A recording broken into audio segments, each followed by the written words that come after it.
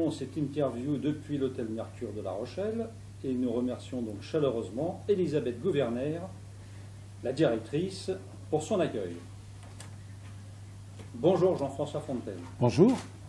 Merci d'avoir accepté de répondre aux questions de Web TV Info. Alors Jean-François Fontaine, vous avez décidé de vous présenter en homme libre pour les municipales de La Rochelle. Votre slogan de campagne, c'est « Mon parti, c'est La Rochelle ». Pourquoi avoir choisi ce slogan?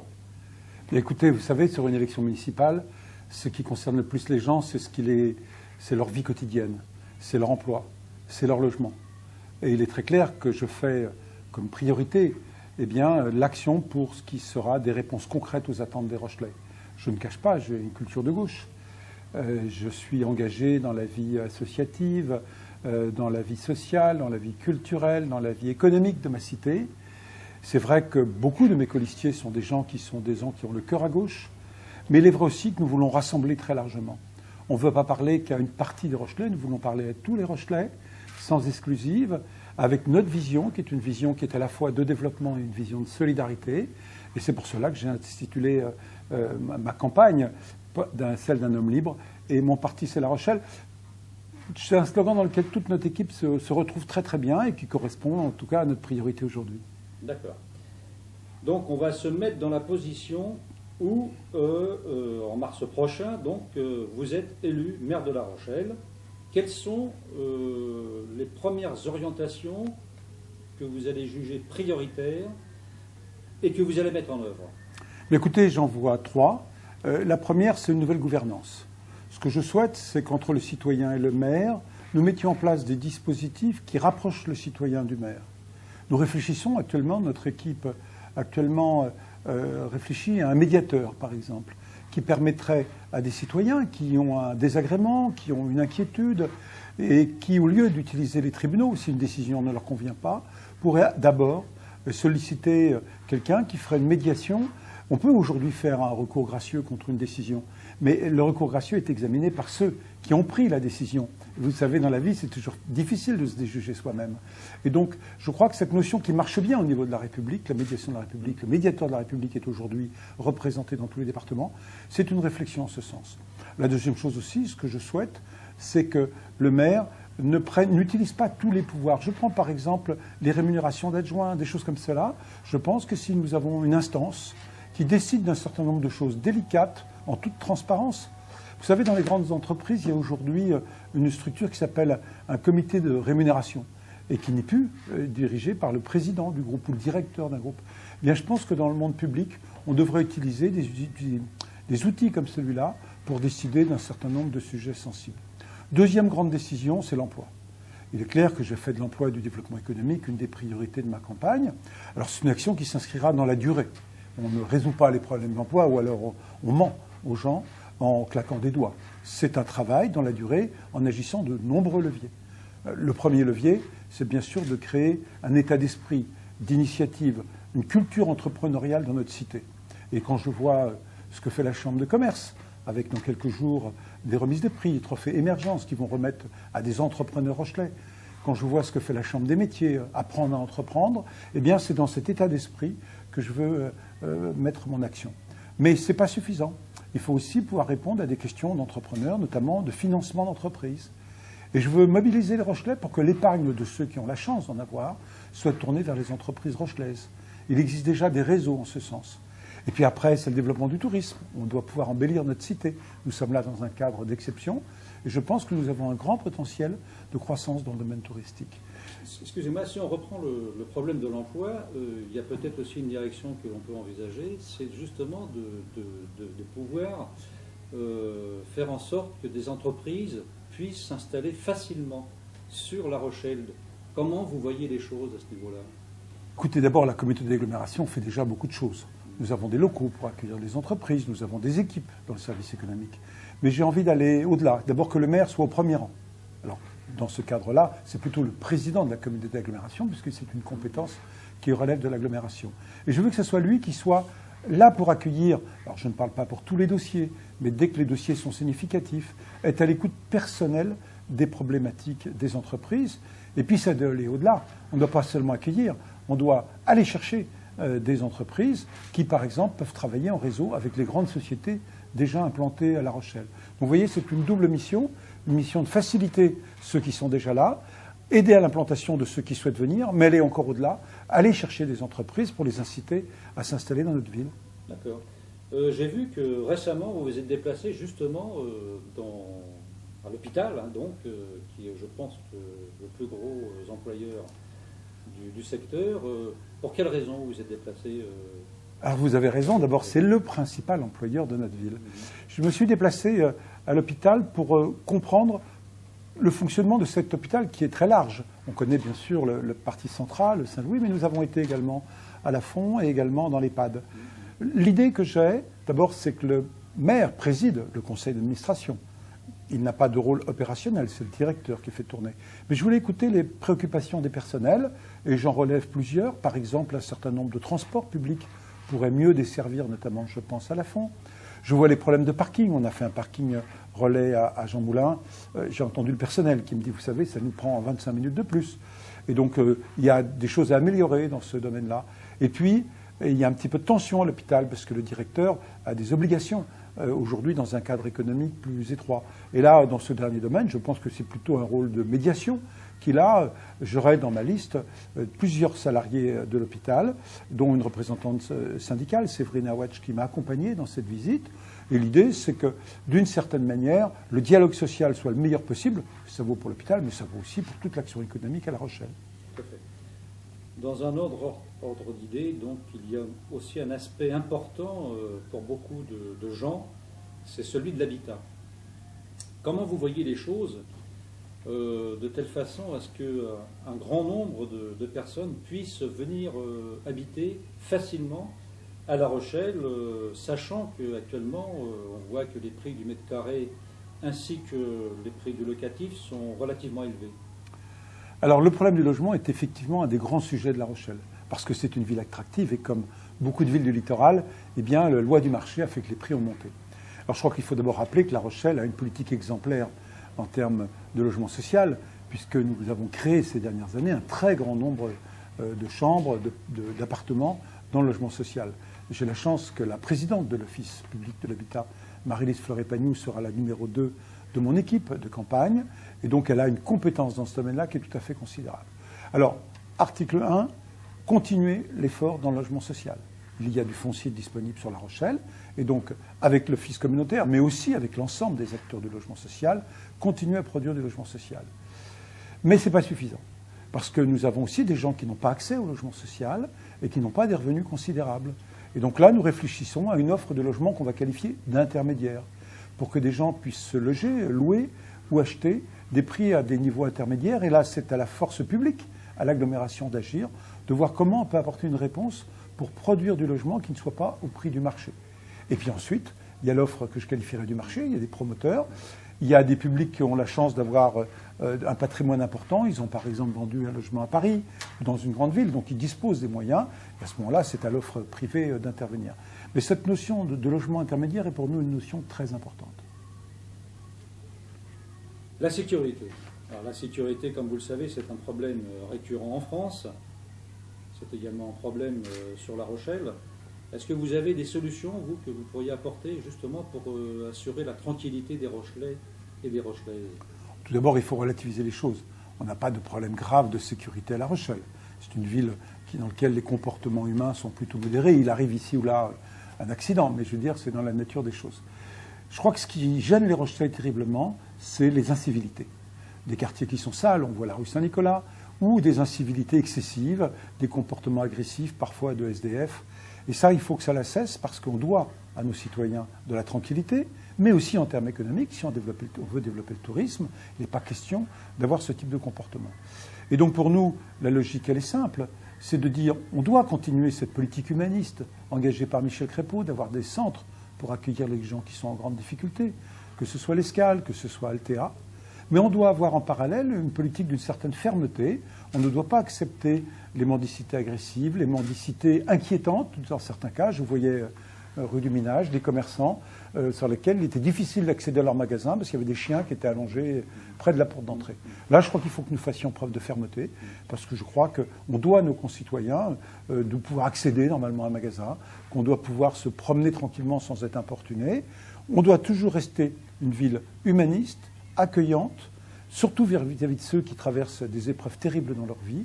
Mais de l'autre côté, on doit véritablement faire un effort pour que ces citoyens ne soient pas importunés et qu'ils aient droit au calme et à la tranquillité auxquels ils aspirent. Si vous le voulez, maintenant, peut-être pourrions-nous aborder quelques questions un peu plus personnelles. Première question qui me vient à l'esprit, est-ce que vous vous considérez comme un bureaucrate ou plutôt un homme de terrain? Écoutez, en me posant la question, je pense que vous connaissez la réponse. Vous savez, je suis arrivé avec ma femme, Claire, à La Rochelle, il y a une quarantaine d'années, et nous sommes arrivés avec le sac à dos. Nous n'avions pas de patrimoine, rien d'exceptionnel. Et donc, à ce moment-là, elle est devenue enseignante sur La Rochelle, dans le sport-études, qu'elle a largement développé. Et moi, je me suis dirigé vers une vie d'entreprise. Et donc, quand on crée une entreprise en partant de rien, avec plusieurs associés, je ne l'ai pas fait tout seul, bien sûr, eh bien, il faut mettre les mains à la pâte, comme on dit. Donc, j'ai travaillé manuellement pendant une quinzaine d'années pour fabriquer avec les équipes qui étaient là. Et puis ensuite, l'entreprise s'est développée. Alors, je crois que je connais mal la bureaucratie. Je ne suis pas très à l'aise. Ceci dit, il faut aussi parfois avoir des gestions administratives, bien évidemment. Mais je suis avant tout un homme de terrain. Je suis un homme de concret. Donc, pour vous, on peut dire qu'être proche des gens et être à leur écoute, donc, c'est une qualité majeure pour être un bon maire. C'est une qualité essentielle. Il faut se mettre à la place des gens. Et la situation des gens est très variable. On a parlé tout à l'heure des incivilités, mais ça peut être aussi des gens qui veulent avoir des pratiques culturelles. Donc c'est en se mettant à la place de nos concitoyens qu'on comprend le mieux leurs attentes, qui sont des attentes très variées, mais je dirais vivre comme parfois certains élus avec des œillères, en ayant une vision sous cloche, une vision très repliée, c'est pas du tout mon genre. J'aime bien être dans mon entreprise, par exemple, avec les salariés, d'être sur le terrain avec eux, comme nous l'avons fait à l'hôpital l'autre jour. C'est en écoutant les gens dans la proximité, je crois qu'on apporte les meilleures réponses à notre vie collective. Alors pourquoi les Rochelais et les Rochelaises, donc, auraient intérêt à voter pour vous et votre liste dans laquelle, je crois, vous avez des jeunes Rochelais qui sont directement impliqués dans la vie de la cité, qui sont venus vous rejoindre? Écoutez, ce que j'attends des élus, c'est d'abord d'avoir eu une vie associative. Parce que le militantisme associatif est quelque chose d'essentiel pour avoir une pratique politique. Quand on a aidé ses concitoyens à travers des actions de toute nature, ça peut être s'occuper des parents d'élèves dans une classe, ça peut être une action syndicale, ça peut être une action collective, ça peut être dans l'univers culturel, ça peut être dans l'univers sportif. Ben, je pense qu'on est mieux armé et on a fait les preuves de ce qu'on est capable de faire dans la vie politique. Moi, je crois que ce militantisme associatif doit être la clé de voûte de l'action politique. On doit vraiment être proche des gens, proche du tissu associatif. Vous savez, ce tissu associatif, c'est une des grandes fiertés de La Rochelle. Je veux l'encourager. Je veux donc que dans notre liste, l'essentiel des membres de notre liste aient eu ces pratiques associatives. Parce que comme ça, ils connaissent notre ville avec toute sa diversité. Tout à fait. Alors, si vous voulez, maintenant, j'ai deux questions concrètes à vous poser, qui m'ont été posées par deux personnes. La première, c'est une entreprise qui est actuellement basée donc, à la Palisse. C'est une société en plein développement. Son secteur économique est très porteur. C'est une entreprise qui crée des emplois. Il s'agit de la société Techdron. Donc c'est une société qui est spécialisée en robotique. Et donc son problème actuel, c'est justement de faire face à son développement, qui est important. Et bien sûr, actuellement, leurs locaux sont plus conformes par rapport à leur activité. Donc ils sont à la recherche sur La Rochelle, à peu près 3000 m², qui pourraient leur permettre justement de continuer le développement de leur entreprise. Donc est-ce que vous avez une réponse à leur apporter à ces gens-là? Oui, bien sûr. Nous avons sur le terrain de l'agglomération, puisque la politique économique est gérée par l'agglomération, du foncier disponible. C'est-à-dire qu'on pourra essayer de voir avec eux si c'est sur la Palisse, mais si ça peut être sur Périgny, ça peut être également sur la nouvelle zone industrielle que nous avons à Sainte-Soule. Nous avons les espaces nécessaires, tout cela a été anticipé, et on peut les accompagner. Mais on peut même aller au-delà, c'est-à-dire de les aider dans leur démarche vis-à-vis du Conseil général, s'il y a des subventions qui sont utiles à leur développement. Donc oui, bien sûr, c'est le métier, je dirais véritablement, de la communauté d'agglomération que d'accompagner des projets de développement, qui sont souvent accompagnés de projets de formation du personnel. C'est pour ça que je suis très impatient que la Chambre des métiers puisse s'installer enfin à la Gore. Je crois qu'on a un dispositif de formation à tous les niveaux à La Rochelle, mais c'est cette proximité d'avoir sa porte ouverte aux chefs d'entreprise qui est pour moi une de mes motivations profondes. Excusez-moi, j'ai une question un peu plus terre à terre. J'ai une dame qui habite rue du Duc, donc à La Rochelle, et qui se plaint de salissures récurrentes sur son trottoir. Est-ce que vous pensez que le service de la voirie peut répondre facilement et rapidement à son problème? C'est ce qu'ils font déjà. La propreté urbaine de la ville travaille bien. Nous devons progresser. Alors la rue du Duc, c'est dans le quartier Saint-Nicolas, et c'est un quartier dans lequel il y a beaucoup de bars. Et c'est un quartier dans lequel les gens parfois ont des comportements qui ne sont pas souhaitables. Et donc il est très clair aussi que dans le cadre de la tranquillité des Rochelais et de la propreté de la ville, il doit y avoir un effort de fait, particulièrement dans ce quartier. Côté positif, La Rochelle a une université, une école d'ingénieurs, Subdeco, donc on a beaucoup de jeunes. Et les bars de la rue Saint-Nicolas sont très attractifs. Et donc forcément il y a un petit peu de bruit, mais là je crois qu'il suffit de faire respecter la loi sur les horaires, et puis aussi la propreté, parce qu'on le doit à tous nos habitants. Pour conclure cet entretien, donc La Rochelle, c'est une ville qui rayonne déjà largement au-delà des frontières de la France. Est-ce que vous avez des idées pour accentuer ce rayonnement, comme par exemple la vie artistique, la vie culturelle, la vie sportive? Je sais que vous êtes également un homme de la mer. Vous avez peut-être songé à créer par exemple une nouvelle course nautique qui pourrait... dont le point de départ serait justement La Rochelle. Est-ce que vous avez pensé à des choses de ce type-là? Bien sûr, nous pensons à cela. Mais d'abord, vous avez raison de parler du rayonnement. Parce que derrière le rayonnement, c'est de l'emploi dans le secteur touristique. On a besoin de faire venir plus de touristes des États-Unis, du Québec, de l'Europe. Et je crois que là-dessus, il faut s'appuyer sur notre histoire. Notre histoire, c'est le réseau des villes hanséatiques. La Rochelle, on y produisait le sel, on y produisait le vin. Et donc nous avons déjà tout ce réseau. Mais nous avons aussi ces relations formidables avec le Canada. Rappelez-vous, 2008, cette très belle année d'échange avec le Québec. Mais nous avons l'an prochain une magnifique opportunité. L'Hermione partira de Rochefort pour aller en Amérique. Je pense qu'une escale à La Rochelle, lors de son départ, serait un temps très fort pour faire un événement avec les grands voiliers. Nous n'avons pas eu d'événement de grands voiliers à La Rochelle. Je pense que ce serait l'opportunité pour faire un événement dans ce sens. Et puis vous parlez d'épreuves sportives. Nous accueillons déjà la semaine olympique de voile. Si la nouvelle maire de Paris, puisque les deux candidates sont des femmes, eh bien nous pourrions proposer à Paris de les accompagner dans la candidature olympique. Nous avions échoué d'un cheveu en 2012. Eh bien je crois qu'il faut remettre à l'ouvrage, de toujours être candidat. Si jamais ça pouvait être le cas, ce serait formidable. Et puis sur des épreuves d'habitable, eh bien je crois qu'il faut saisir les opportunités. Il faut faire attention à ne pas dépenser trop d'argent. La gestion d'un budget municipal est quelque chose qui doit être très rigoureux. Donc pour moi, une épreuve qui part de La Rochelle ne doit pas être trop coûteuse et doit également s'appuyer sur des valeurs sportives, avant tout. Mais j'ai la chance de bien connaître l'ensemble des acteurs, d'avoir comme ami beaucoup des grands coureurs français. Et donc si un événement comme ça peut être construit, nous saisirons l'opportunité, mais je le rappelle, sans dépenses excessives et en s'adossant avant tout à des valeurs sportives. Pour terminer, une question bonus, si vous voulez. Est-ce que vous avez un sujet qui vous tient particulièrement à cœur, sur lequel vous voudriez vous exprimer? Écoutez, le sujet qui me tient particulièrement à cœur, c'est la situation de la jeunesse. À La Rochelle, mais comme ailleurs, la crise économique frappe beaucoup les jeunes. Et donc, notre responsabilité en tant qu'élus, c'est d'apporter des réponses à tous les niveaux. Des réponses de solidarité pour ceux qui n'ont pas de revenus, pas de logement, qui sont dans la détresse, mais aussi des réponses dans le tissu associatif, qui puissent avoir des pratiques culturelles, que ce soit sur l'université, mais que ce soit également avec la Sirène. Donc véritablement, pour moi, la problématique de la jeunesse est quelque chose de très important, mais la finalité des finalités, c'est qu'ils aient du boulot. Et c'est pour ça que les systèmes de formation, et j'ai parlé tout à l'heure du CFA, me paraît essentiel, et puis de dire à chaque jeune qui se sent prêt à se lancer dans l'aventure économique, de dire si vous le faites, on sera à vos côtés. À vos côtés, avec notamment ce qu'on appelle les bourses tremplins que fait le Conseil régional.